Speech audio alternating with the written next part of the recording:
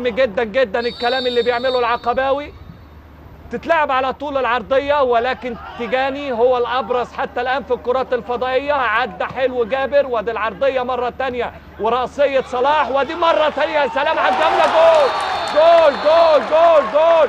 عملها سمير، عملها أحمد سمير، وبيضع الهدف الأول للفارس الأبيض والهدف الثالث لأحمد سمير في مسيرته مع نادي الزمالك. ولكن الجملة حلوة، وقلت لحضراتكم ان محاولات الفارس الابيض لترويض الذئاب لم تنتهي. جملة هات وخد وخد وهات، واللمسة الاخيرة من احمد سمير المرة دي بتغالط محمد العقباوي اللي تألق في 4 لقطات. ولكن اللقطة ديت لقطة لا تصد ولا ترد، لقطة مضيئة.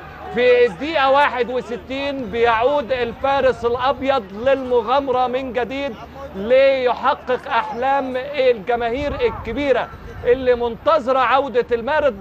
والفارس الأبيض ب3 نقاط من هذا اللقاء. عموما بقول لحضراتكم الحوار لم ينتهي بعد، ودايما لقاءات الزمالك والمقاولون العرب لقاءات مثيرة فيها فرجة وفيها استمتاع. ادي موسى كبيرو بيقطع